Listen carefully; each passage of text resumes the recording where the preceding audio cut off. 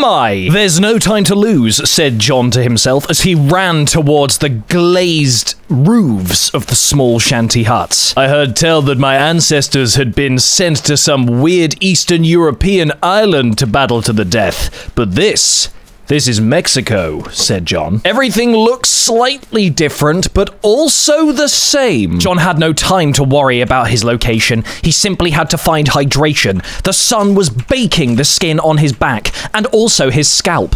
Unfortunately, his balaclava choice was a negative one. But John was a man of honor. John wanted to retain his complete anonymity whilst on this chicken dinner hunt. 6 of John's ancestors had perished in various trials before him, but John was John, and he wasn't gonna let anyone take him down. This is a bloody big map, thought John to himself as he scanned the surroundings for any enemies. I don't know where anyone is, said John. I don't know where I am or what I'm meant to be doing. All I know is I need to hide in the shade because, Christ, I didn't bring any sun cream. John was scared. John was nervous, but also exhilarated at the same time. Where was he? Maybe he'd find out the longer he carried on his journey, but for now, he needed to cool off. Thousands of miles of open desert land lay ahead of John. He didn't know which way to go. Well, technically, he didn't have to go anywhere yet. He could just kind of stay here. How many others were with John on the island? He had no idea. All he had on him were his father's notes, and his father's notes, and his father's notes, and his father's father's notes. This was Jon Smyth the 7th. The 7th of the line of Jon Smyths who have been faced with a chicken dinner trial. His only chance of safety flies ahead of him. He knows he can't escape. The only way he can is with chicken. It's a long way to the top if you want to rock and roll, joked John to himself, chuckling in the heat. Things were starting to get to him. The lack of hydration was starting to wear him down, and he knew he had to seek out some kind of nourishment. A house, said John. He ran towards it, his gun held at his side in case someone was there. Hello? Exclaimed John, hoping for no response. He knew that something was probably there. Someone was probably waiting for him, but now he was armed with a shotgun, so maybe he'd actually be able to defend himself. John has also noted the lack of a UI. This might make things a bit more difficult. Maintaining slow poise, he checks every corner in the house, making sure he is in fact the only person around. The balcony is clear. John was fine for now. In a panicked moment, John finds solitude in a small tape player in one of the abandoned houses. The dulcet tunes soothe him. John has spied himself a vehicle, and not just any vehicle. A vehicle he had never heard about in any of his father's notes. Behold, a convertible sedan. Not now, John, thought John. You're a sitting duck if you go out there now, John.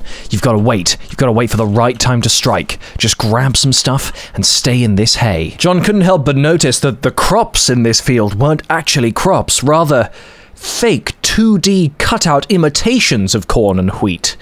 Maybe this place was entirely fake. Maybe we weren't in fact on an island at all, thought John aloud.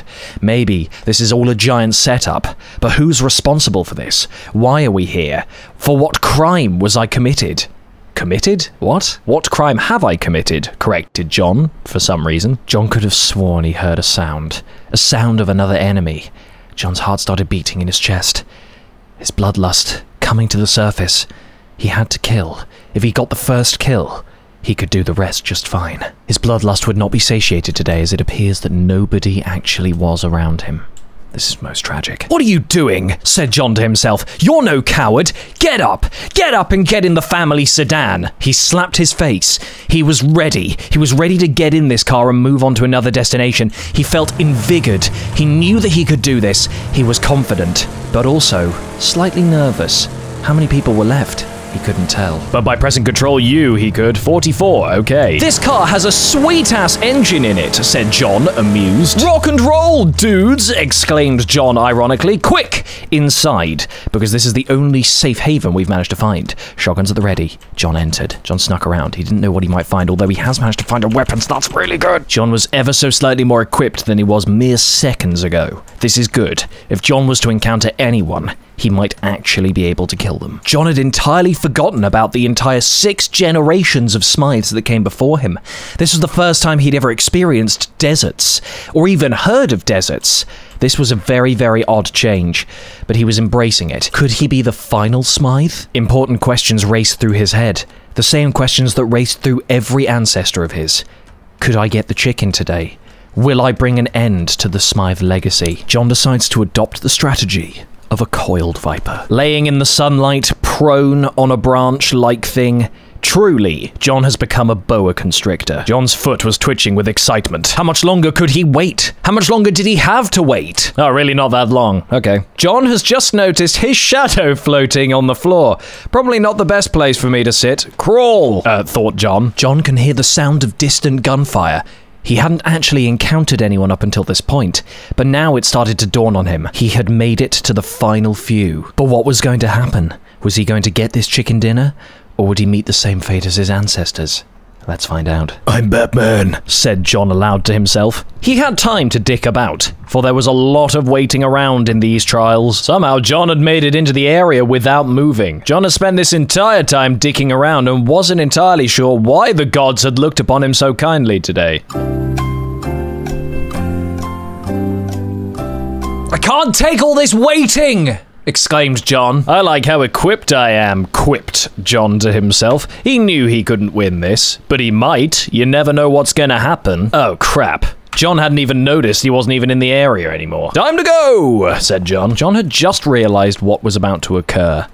Jon was now about to step out into the open and die. Jon can definitely hear bullets coming from up there. That's a no. Jon held his breath and prepared to leave the safety of his warehouse. 3, 2, 1.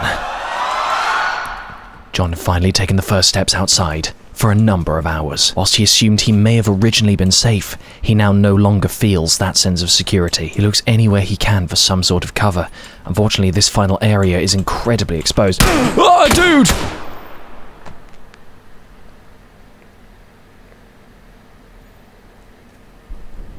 Shit. Jon, for some reason, was able to see the man who killed him, haunting him in some weird outer-body experience. Woo! Woo, Sir Hazer! You will die! This is the spirit of 7 entire generations of Smythe! Oh, look! Someone's being shot at! We wouldn't want that to happen, would we? Cooed Jon as his spirit floated around Sir Hazer, who was attempting to heal up with bullet wounds in his arm. A grenade flies towards Sir Hazer, but Jon maintains his haunting. Woo! Woo! You're gonna die, Hazer! Die like I died when you shot me in the face! Face! Die, said Jon menacingly. Die! I implore you to die! Ooh, he's over here! Seriously, if anyone wants to come and take some revenge for me, that would be great! Again, said Jon. Seriously, where the f*** are all of you? Come and kill this guy! He killed me! I want to see him die before I go to my final resting spot! Generations of Smythe were behind him. Die! Die! Bullets are quite scary when they're flying at you, aren't they? Whoa! Jon was a nasty man. And an even nastier ghost! Oh god, he just got a kill. No, you better die now, Sir Hazy. Seriously, why haven't you guys killed him yet? This guy has some great aim, thought Jon from the afterlife, knowing that this was the swine who took his life, and therefore any chicken possibilities. Jon thought to himself, surely he would be a giant spirit floating above this guy. Would that not be incredibly obvious? He doesn't have the shot that I thought he did. This is it. Could you die now? Ah, fucking damn it. It's just you and 2 others. Would be a shame if you... Uh-oh. I swear to God, said Jon, if this bastard who killed me takes my ancestors' God-given chicken right, I'm gonna lose my shit. No. Is this where you die? Is this where the area claims your life? It looks like it is. Oh, the tractor of truth. I would have done the same thing. Neither one of you wants to make a move. I want to see death. There he is. Shoot him in his face. What's gonna happen here? Ooh, stuck in the smoke, are you? Very scary and intimidating, isn't it? You're probably gonna die like you killed me. Oh, is this how it all ends? Is this how it ends? Ooh. Which one of you's gonna win? Fuck! It's the guy who killed me, the bastard! Video's done. Goodbye.